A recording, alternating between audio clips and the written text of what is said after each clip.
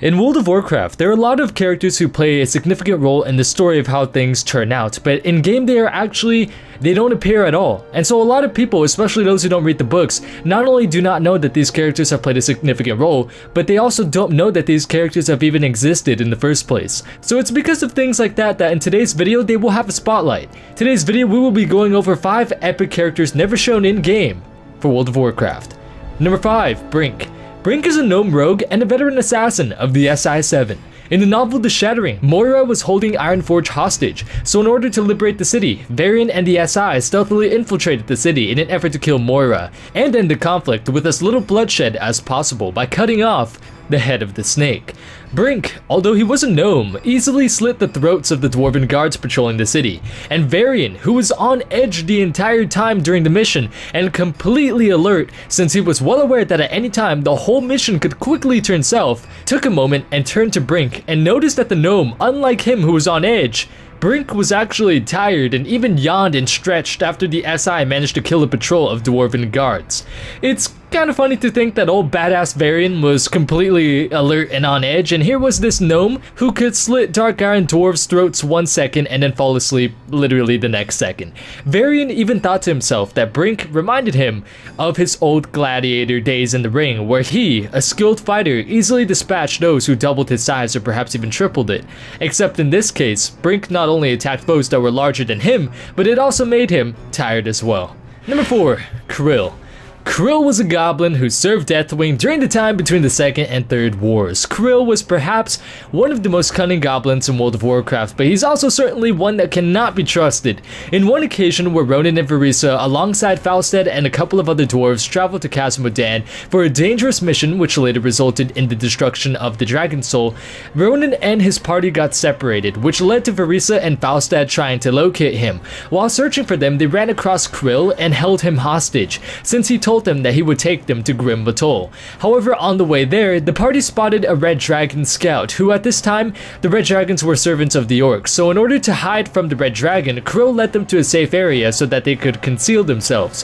What Krill did not mention, however, was that the ground that they were standing in was pretty much like Warcraft's version of quicksand, and the more they struggled, the more the two were swallowed by the earth. When finally Verisa's head was about to be swallowed by the quicksand, she saw Krill walking up to her with a toothy smile. It was then that Krill announced that he served Deathwing, and although he did fear Verisa's dagger against his throat, he feared Deathwing a hell of a lot more, and you can't really blame him. Now, they both did survive this trap, and later on in the book, when Ronan is taken captive by the Orcs, Krill approaches Ronan and reveals to him that he planned to also betray Deathwing in time, and that not even Deathwing suspected it. The Black Aspect thought a goblin too dumb and too naive to even think of serving himself instead of a master, which honestly is kind of an overlook by Deathwing considering that goblins are greedy as shit, so he should have probably thought to himself that this goblin, who is pretty smart, and goblins, being greedy, might try to do something, but again, I can see things from his perspective. He's a big black dragon, who could possibly take him on?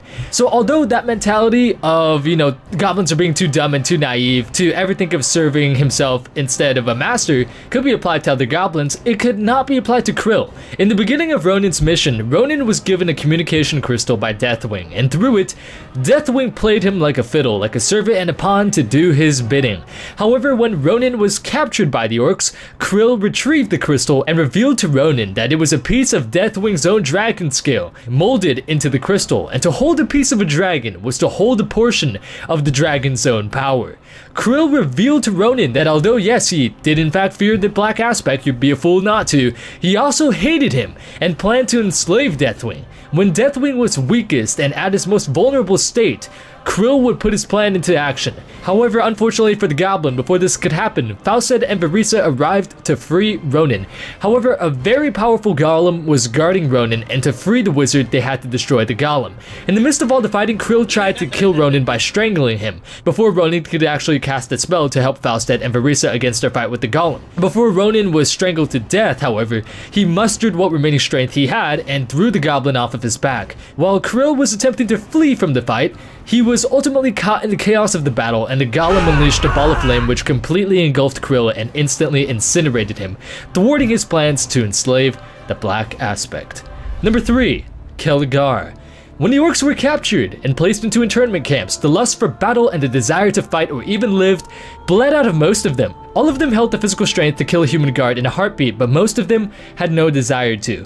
When Thrall was captured after his escape from Durnhold and put into the prisoner holding grounds, he met an orc who still yet had a piece of his fighting spirit, despite the affliction which ailed the orcs. It was Kelgar who told Thrall of the glorious battle of the orcs, of their might and power in combat. It was also Kelgar who told Thrall of the time before the warlocks unfell, when the winds, earth, and waters heeded the calls of the shaman, and how honorable their culture once was. This painted into Thrall's mind a different image of his people, not one where they were dying and helpless, but one where they were unstoppable, mighty, and even noble. Kelgar was also the one who told Thrall of Gromosh Hellscream and where to find him. Without Kelgar, Thrall would have never even met the fierce warsong chieftain. When the guards began to search the grounds for Thrall, Kelgar and a random female orc who warned Thrall that the guards who were searching for him volunteered together to create a diversion in order to buy Thrall time to escape. So they began fighting each other to force the guards to break them apart, and for the trouble they caused the guards, they were in fact beaten. But their act also allowed Thrall the chance to deliver his people into salvation. Number 2, Parathe Stormhoof. Parathe Stormhoof is one of the most loyal warriors and friends to that of both Cairn Bloodhoof and Bane Bloodhoof. During the Shattering, when Garrosh killed Cairn and the Grim Totem began launching a coup against the rest of the Tauren, Parathe was the only scout that managed to evade the Grim Totem patrols and send word to Bane of his father's passing. In the events leading up to the bombing of Theramore, a split in the Horde was starting to appear, with one side loyal to Garrosh and craving total conquest, and the other side who valued honor and peace above military conquest. It was at this time where those who spoke ill of Garrosh were imprisoned or even killed, and at one point, Bane was even challenged to a mock Gora by Malkarok for confronting Garrosh about his dark shamans enslaving molten giants during the Battle of Northwatch. This may not seem serious, but it was definitely a huge problem since this act and similar acts threatened to throw the world into a second cataclysm. It's at this point where Bane and others began to question the acts of Garrosh in silence. Dark shamanism and the fact that the Horde was taking a darker turn for the worse, combined with the fact that Jaina provided sanctuary for Bane during the Grim Totem coup and supported his rebellion in reinstating the possession of Thunderbluff back to him, was enough for Bane to call forth Parathe for a special mission: to warn Jaina.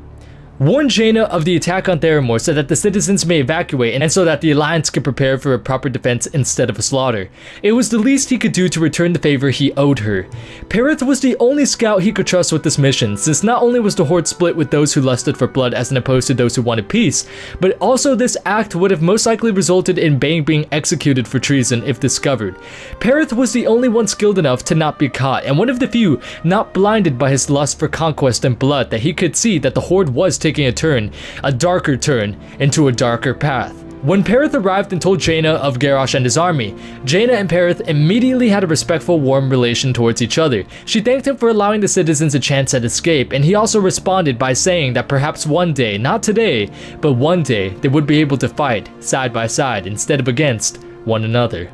Number 1, Unnamed Orc. Funny enough, the last person on this list is actually an unnamed orc, but he was a pretty damn cool character just because of the one act that we actually saw him do in the novel Lord of the Clans. One day, while Thrall was still serving as a slave under Blackmoor, Thrall was pinned up against numerous humans who cornered him in a training scenario. The objective was to pacify an orc, that being Thrall, and capture it, or if all else fails, kill it. Of course, Thrall was never in any life-threatening danger, but this was ultimately training them for this objective out in the real world. However, in the middle of this training exercise, all the men and Thrall heard a blood-curdling cry.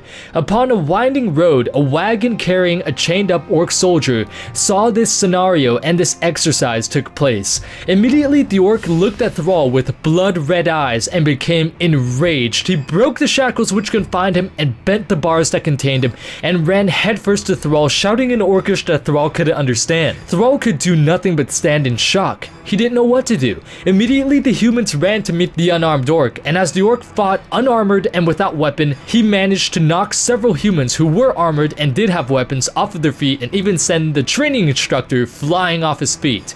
The orc then looked back at Thrall with fiery red angry eyes and shouted out the same words that he shouted out before when he was running towards Thrall, that blood-curdling cry. But before either orc could do anything else, the group of men descended their blades upon the orc's back and completely butchered the Unnamed Orc.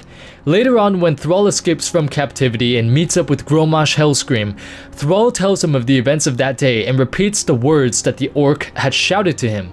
Thrall did not understand Orcish at all at the time, and he also did not understand it that well at this time when he was talking to Grommash, and he wanted to know why an orc, his own blood, wanted him dead without reason. When Thrall repeated the words to Grom, Grom smiled sadly and stated to Thrall that the words that the orc had ushered were not words of hatred towards Thrall, but that they actually meant, "Run, I will protect you."